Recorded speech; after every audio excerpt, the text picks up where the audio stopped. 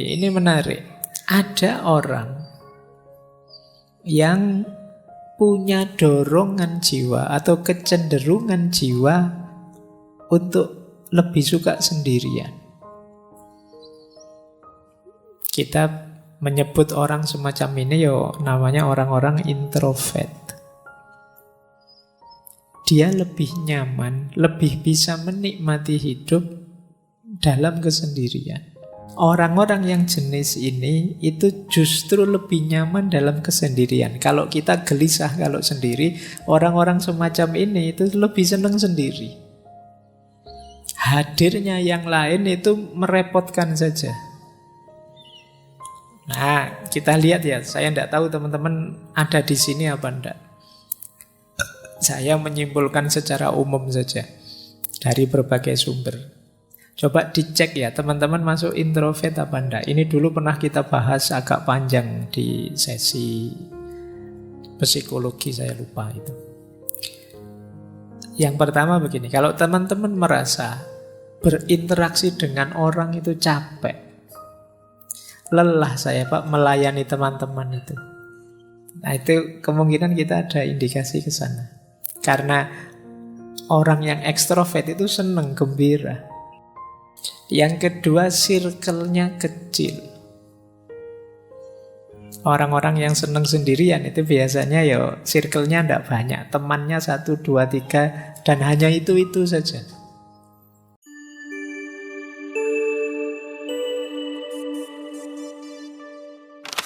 Assalamualaikum warahmatullahi wabarakatuh.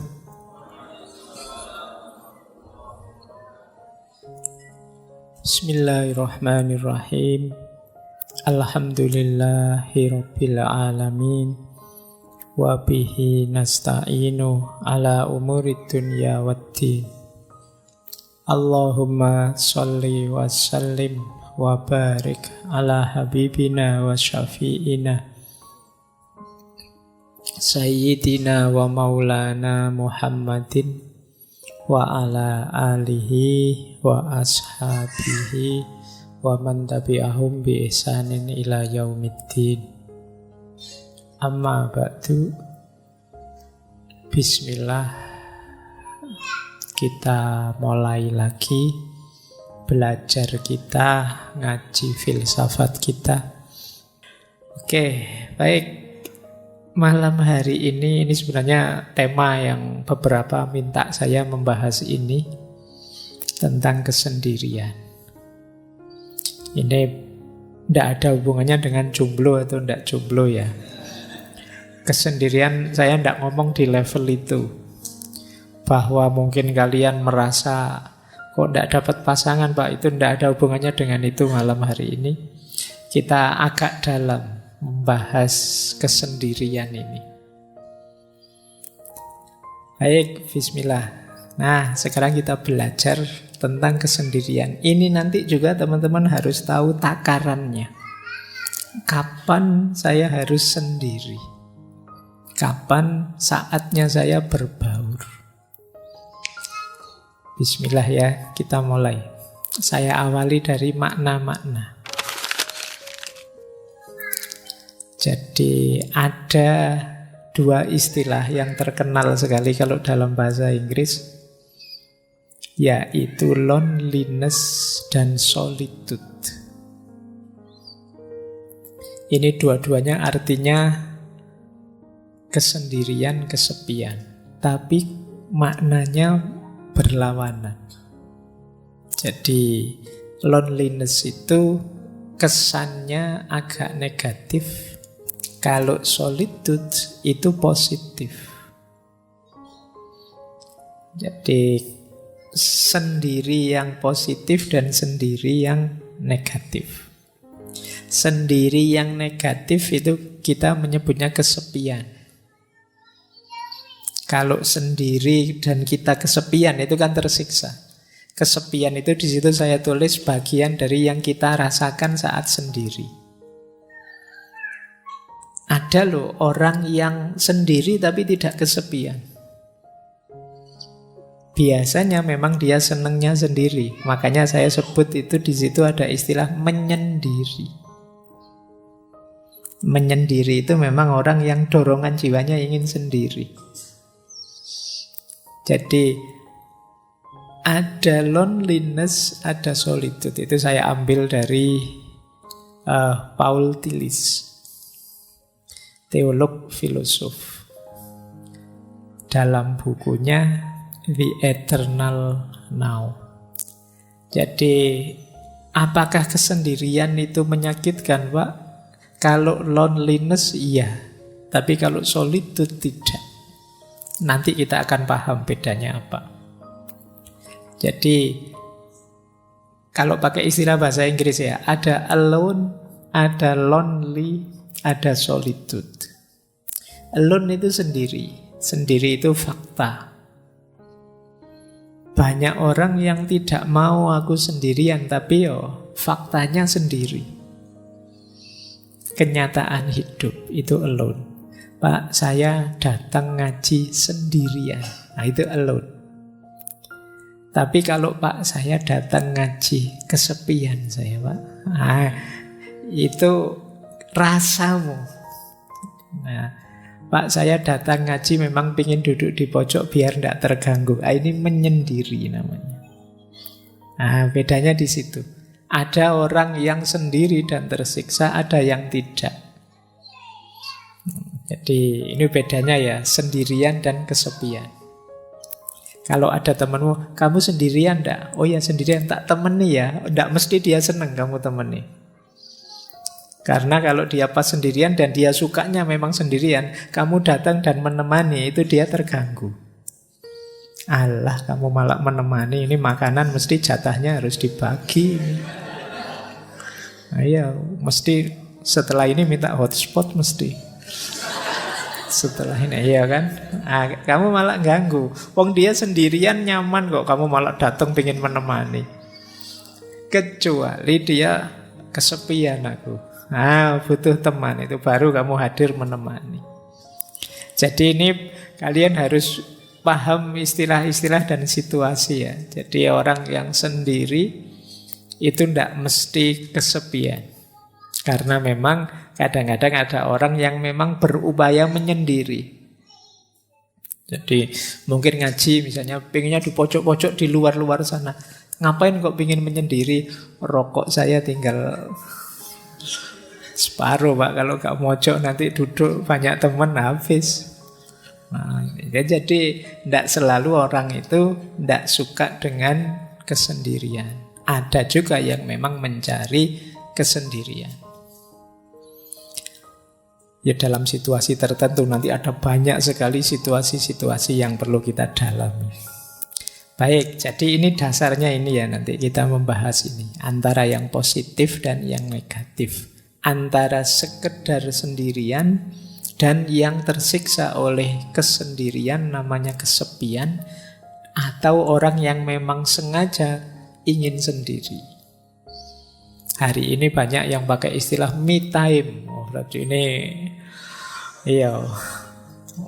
waktunya buat aku saja. Aku tidak pengen diganggu, tidak pengen. Pokoknya yang aku suka saja menikmati hidupku, diriku sendiri. Baik, kita lanjutkan wawasan selanjutnya. Nah, ada banyak pandangan yang menyebut bahwa hidup ini hakikatnya memang sendirian. Jadi kondisi dasar kehidupan manusia itu sendirian.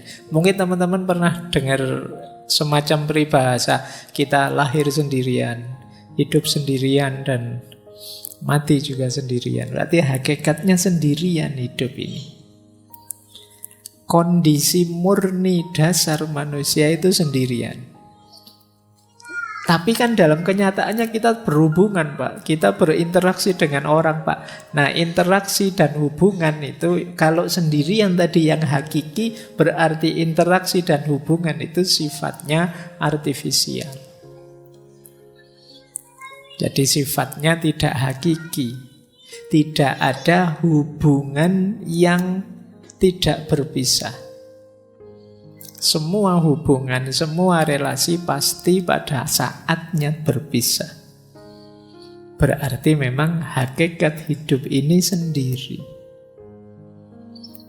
Maka teman-teman tidak perlu malu, tidak perlu gentar kalau kamu sampai usia sekian kok tidak punya pasangan, sendiri saja. Loh, ini yang hakiki justru seperti ini. Jadi hakikatnya hidup itu justru ini. Nah, makanya di situ saya kutip ya, ini kalimat dari Osho. Osho ini seorang tokoh filosof spiritual mistik India, punya aliran namanya Rajneesh.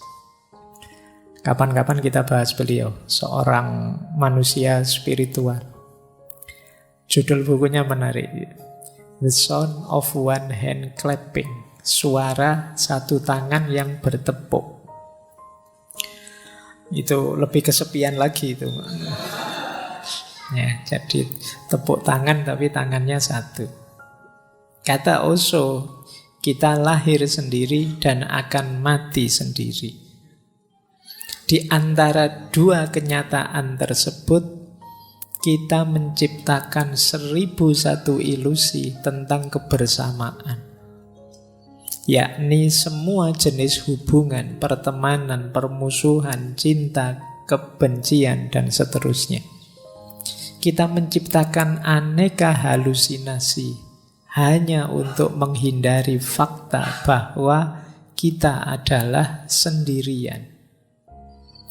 Namun apapun yang kita lakukan, kebenaran tidak dapat berubah. Bahwa memang hakikatnya kita sendiri. Seperti itulah adanya. Daripada berusaha melarikan diri darinya, jalan terbaik adalah bergembira di dalamnya. Jadi jangan sedih, jangan galau, jangan malu, jangan gentar kalau kita sendirian. Karena memang kita lahir dulu sendirian, nanti mati juga sendirian. Makanya tadi saya bilang ini lebih hakiki. Jadi kalau ada pertanyaan mana lebih hakiki, sendirian atau kebersamaan, lebih hakiki sendirian.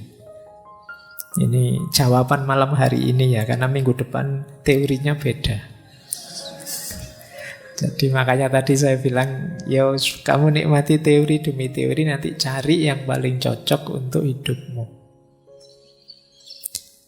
Jadi di sini maka bisa disimpulkan kesendirian itu kalau bahasa Jawanya kasunyatan, kenyataan hidup.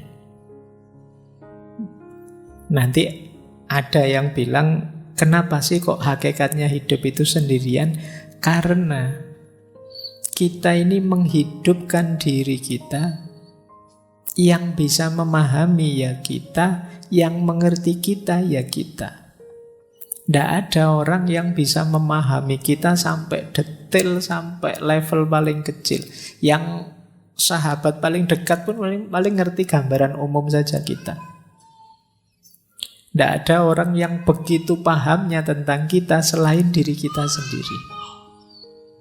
Kadang-kadang kita capek-capek menjelaskan, temenmu cengenges-cengenges. Aduh, dicueki aku misalnya. Dengan rasanya kayak tidak dipedulikan. Kita kadang mati-matian untuk dihargai orang, dihormati orang. Tetap saja tidak dihargai, tidak dihormati. Sakit hati kita, rasanya kita disisihkan sendirian. Jadi kita hidup sendirian, kita lahir sendirian, dan nanti mati juga sendirian. Besok dihisab oleh Allah juga sendirian. Kalau bahasanya Al-Quran kan, wala taziru waziratun wizra ukhra. Tidak ada orang bisa menanggung dosanya atau bebannya orang lain. Yang kamu lakukan, kamu pertanggungjawabkan sendiri. Maka kesendirian adalah kasunyatan, kenyataan hidup yang tidak mungkin bisa kita bantah. Baik, kita lanjutkan ya. Ini alasnya ini nanti. Kenapa nanti kesendirian itu penting dan menarik. Nah, sebelum masuk ke teori, ini menarik. Ada orang yang punya dorongan jiwa atau kecenderungan jiwa untuk lebih suka sendirian. Nah, ada quote bagus dari Sartre, pasangannya Simone de Beauvoir tadi. Kata dia, ya kesendirian itu memang fakta, kasunyatan, tapi kesepian tidak. Kata Sartre, if you are lonely when you are alone, you are in a bad company. Kalau engkau merasa kesepian saat kamu sendiri, engkau ada di perusahaan yang salah. Engkau ada di frekuensi yang keliru, channel yang keliru. Harusnya sendirian itu asik. Tadi loh saya sebut, karena menurut Sartre, hell is other people. Kamu dapat fasilitas sendirian kok malah stres, itu gimana? Harusnya kamu nikmati, justru asik. Kamu bisa bebas. Coba ada banyak orang lain, kamu tidak bisa ngapa-ngapain sudah. Jadi misalnya kamu di masjid ini agak sumuk, kan nggak berani tiba-tiba nyopot baju terus gimana, tidak bisa. Kenapa? Ada orang lain. Coba di kamarmu yang pas sendirian, sumuk sedikit ya kamu copot semua bajumu, santai sudah. Kenapa kalau di sini kamu tidak mau? Ada orang lain. Hadirnya orang lain kalau di Sartre itu ya menyusahkan saja, membelenggu kebebasanku. Maka kata dia, if you are lonely when you are alone, you are in a bad company. Maka carilah kesendirian, tapi bukan berarti sendiri itu kesepian. Kamu usiamu berapa kok masih sendirian? Ya enggak apa-apa, saya sendirian. Yang penting kan saya enggak kesepian. Nah, karena sendiri dan kesepian itu dua hal yang berbeda.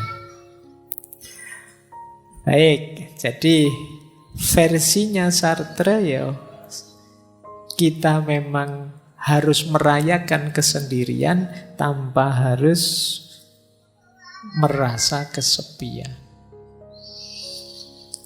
Baik, sekarang kita masuk ke tadi kesendirian, sekarang kesepian. Kalau ini yang menyakitkan, yang lonely. Tadi kan ada kesepian, kesendirian. Ini yang bagian kesepian. Ada banyak sekali jenis kesepian. Ada namanya kesepian emosional. Kesepian emosional itu tidak ada hubungannya dengan ada banyak orang atau tidak. Tapi jiwamu memang jiwa sepi. Meskipun malam hari ini mungkin puluhan teman di sekelilingmu, kamu merasa sendirian. Berarti apa? Emosimu yang kena. Kena mental ini sudah. Jadi temannya banyak loh, kok masih merasa kesepian. Ramenya bising di sekeliling, kamu merasa asing sendirian. Ini kesepian level emosional. Ada orang yang seperti ini. Jadi kesepian itu ternyata tidak selalu harus sendirian. Banyak teman pun orang bisa kesepian. Jadi rumusnya ternyata bisa bolak-balik ya. Sendirian tidak mesti kesepian, kesepian tidak pasti sendirian. Mungkin kamu dekat dengan orang yang kamu benci, rasanya tidak nyambung sama sekali dan kamu merasa sendirian. Tidak ada yang mendukung. Atau banyak orang sih tapi saya tidak ada yang kenal, oh Pak, ya kamu rasanya kesepian. Mungkin kamu naik kereta atau naik bis itu, padahal bisnya penuh. Tapi karena kamu tidak kenal semuanya kan kamu diem saja dari Jogja sampai Jakarta, ya rasanya sendirian. Nanti kamu sampai di tujuan di Jakarta ditanya, ke Jakarta sama siapa? Sendirian. Padahal sak kereta itu ratusan orang jumlahnya. Tapi begitu ditanya sama siapa ke Jakarta, sendirian. Karena sebanyak itu orang tidak kamu hitung. Kamu menghitungnya dirimu saja yang tidak kenal dengan mereka semua. Yang kesepian jiwamu. Jiwa kalau sudah kesepian, ya sebanyak apapun keramaian, sejumlah apapun orang di sekelilingmu, ya kamu tetap merasa sepi. Ada kalanya sepi itu karena mungkin kamu kenal, kamu ngerti, tapi mereka tidak paham dirimu. Nah, itu kamu juga biasanya merasa kesepian. Yang kedua, ada kesepian sosial. Ini terjemahan saja. Kesepian sosial itu, kalau ini kuantitas. Semakin kecil jumlah teman, ya semakin rasanya sepi. Semakin kurang jaringan sosial, ya rasanya semakin sepi. Jadi ini kalau emosional tadi hubungannya dengan rasa yang ada di dalam, kalau yang sosial ini hubungannya dengan jumlah yang ada di luar. Wah, kok ngajinya malam hari ini sepi ya? Yang datang cuma 2 orang saja. Ini kesepian level sosial. Jadi ada sosial, ada emosional. Ada eksistensial. Kesepian eksistensial itu ketika orang merasa bahwa aku sama sekali berbeda, sama sekali tidak sama dengan yang lain. Ini kesepian eksistensial. Di tengah-tengah orang misalnya, apalah kalian misalnya punya geng motor, semuanya pakai motor. Aku kok ngontel dewean yo, itu terus kamu merasa tidak sama dengan yang lain. Itu kesepian eksistensial. Misalnya sak kelas temenmu lagi party apa, nyanyi-nyanyi, semuanya sukanya lagu barat, lagu Korea. Aku kok campur sari dewean ya senengnya. Ini temenku kok ndak ada yang seneng Didik Kempot, ndak ada yang seneng campur sari. Asing sekali. Kamu merasa sendirian, beda dewe dengan teman-temanmu. Itu kesepian eksistensial. Jadi misalnya kamu kok kebetulan kuliah sak kelas isine ganas kabeh, preman-preman kabeh. Kamu sendiri yang ke kampus pakai kopiah, pakai itu. Oh, itu kamu di kelas mesti kesepian. Tidak sama dengan yang lain sendiri. Nah, ini namanya kesepian eksistensial. Mungkin kalian masuk ke satu daerah, yang di satu daerah ini alirannya apa semua sama, kebetulan kamu tidak sama, alirannya beda dewe.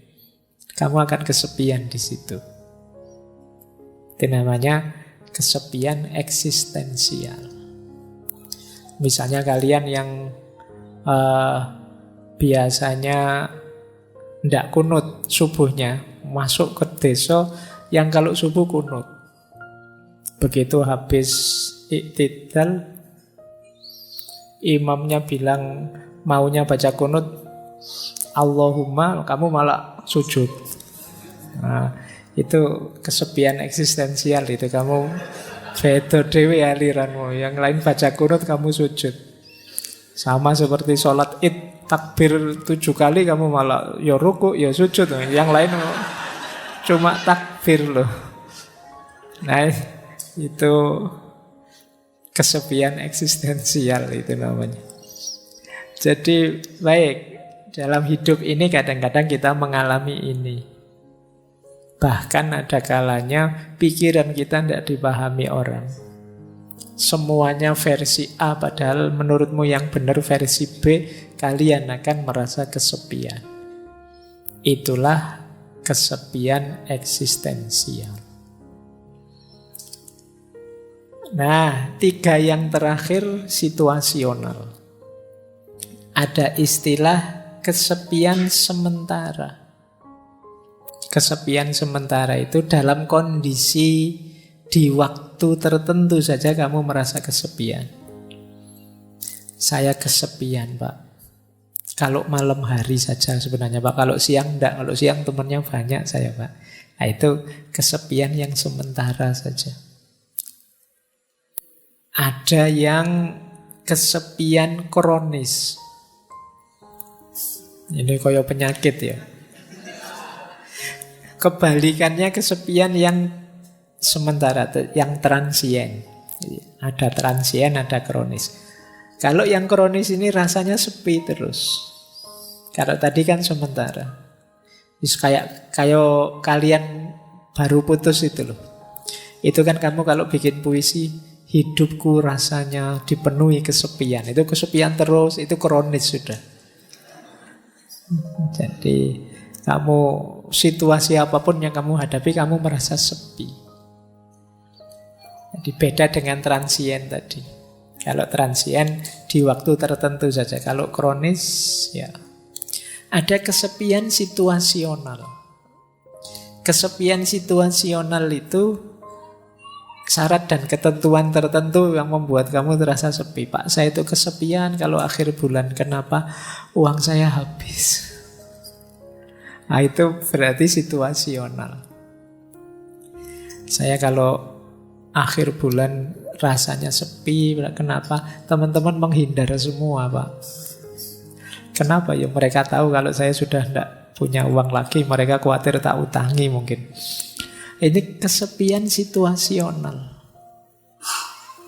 Mungkin ada yang merasa sepi kalau pas belajar, pas ingat dosa-dosa muhasabah atau pas apa. Itu namanya kesepian situasional.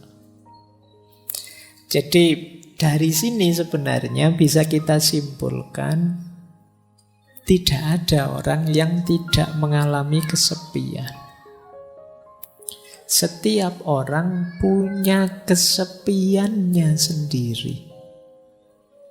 Termasuk orang, mungkin teman-teman ada teman saya ini Pak rasanya ceria terus, senang terus. Mesti dia gembira terus, enggak.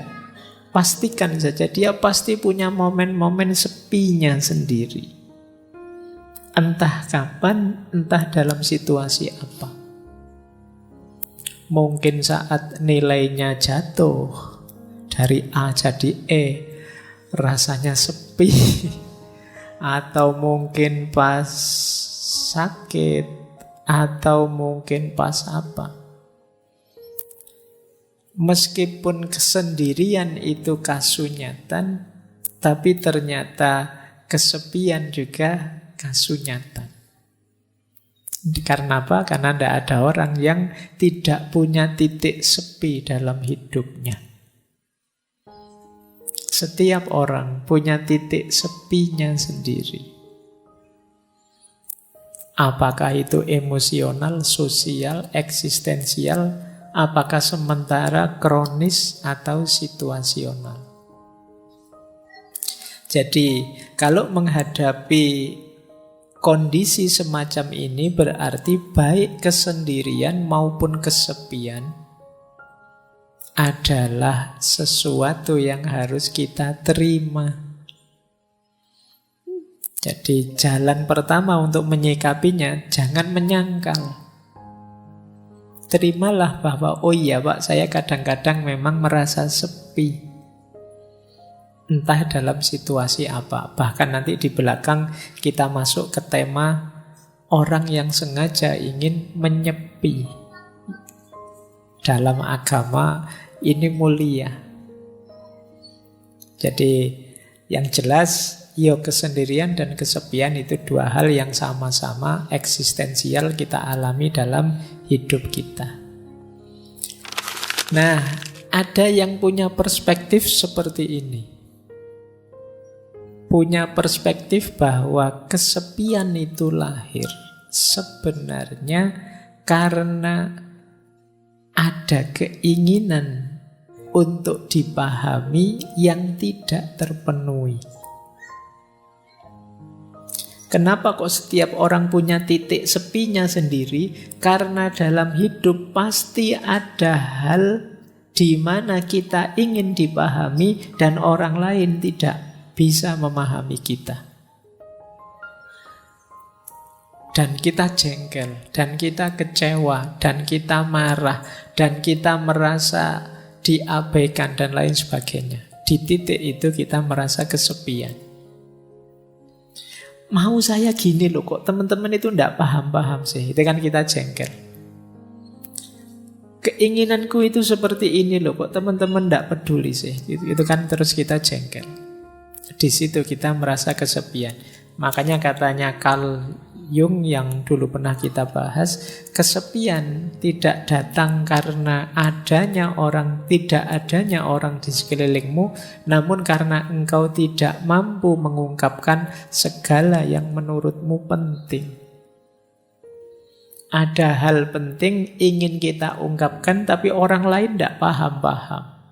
Orang lain tidak mau tahu, tidak mau mengerti. Akhirnya kita merasa sendirian. Dilanjutkan itu oleh Jodi Picoult, ini novelis Amerika. Kata dia, biar ku beritahu engkau, kalau engkau ketemu seorang penyendiri, itu bukanlah karena mereka menyukai kesendirian, namun karena mereka sebelumnya telah berusaha keras untuk membaur ke dalam dunia, dan orang-orang selalu mengecewakannya. Jadi kita merasa sepi, merasa sendiri ketika orang tidak mau tahu kita, ketika orang mengabaikan kita, ketika orang tidak peduli pada kita. Kita teriak-teriak, mbok jangan maki-maki di medsos, mbok jangan gegeran di medsos, ayo kita rukun. Dan orang-orang tetap maki-maki, tetap gegeran. Di situ kan kita merasa, ternyata suaraku tidak didengar. Ternyata nasihatku tidak diikuti. Ternyata keinginanku tidak dipahami. Di situ kita merasa, nilaiku ini apa sih? Nah ini jadi sepilah kita merasa itu. Maka teman-teman kalau merasa hidupnya semi, coba dicek. Jangan-jangan seperti yang dijelaskan di awal, kita mematok keinginan terlalu tinggi terhadap orang lain.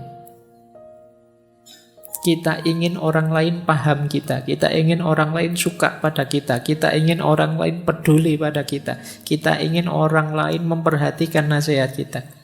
Dan ketika keinginan ini tidak terpenuhi, kita merasa asing, kita merasa sepi. Disitulah Khalil Gibran berkata, rasa kesepianku lahir saat orang memuji omong kosongku dan mencela kediaman kebijaksanaanku. Dia merasa sepi karena kalau saya ngomong kosong yang aneh-aneh yang tidak penting, kok malah dipuji oleh orang.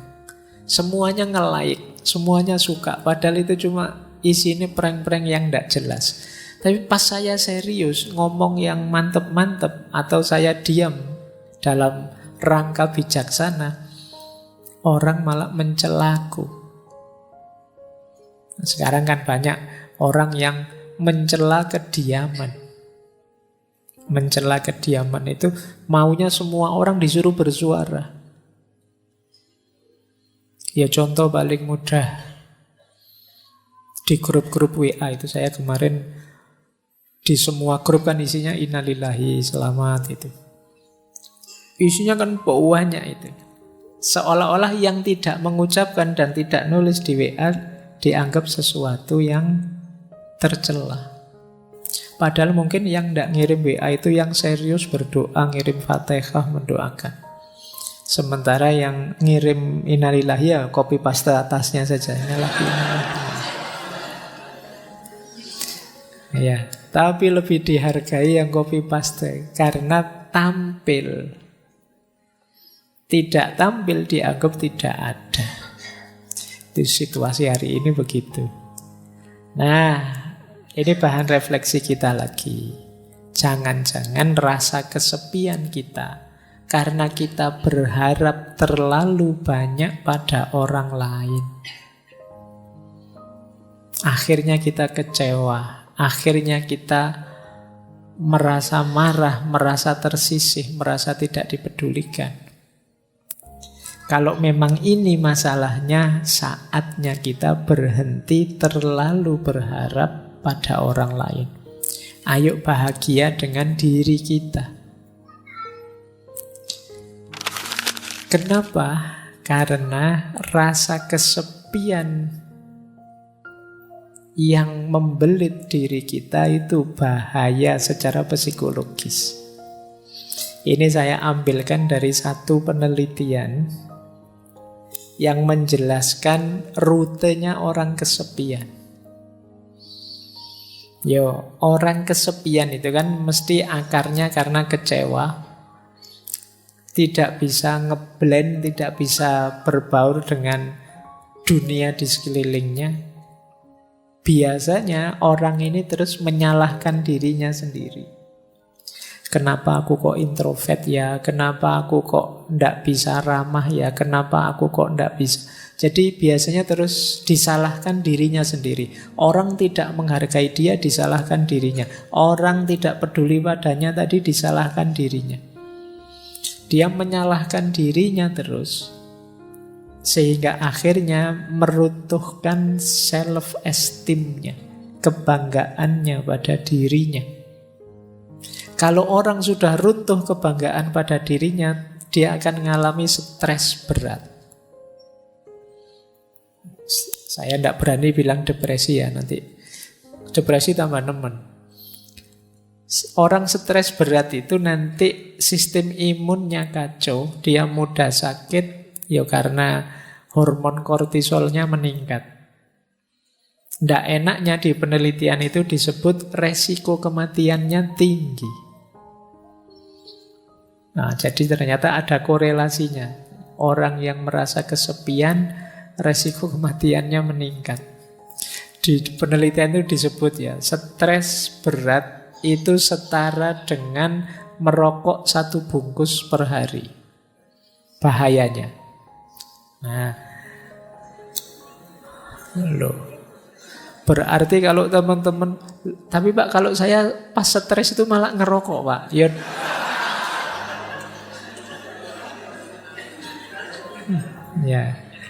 Ya wis bener, daripada bahayanya seperti ngerokok 1 bungkus, ya ngerokok saja sekalian 1 bungkus.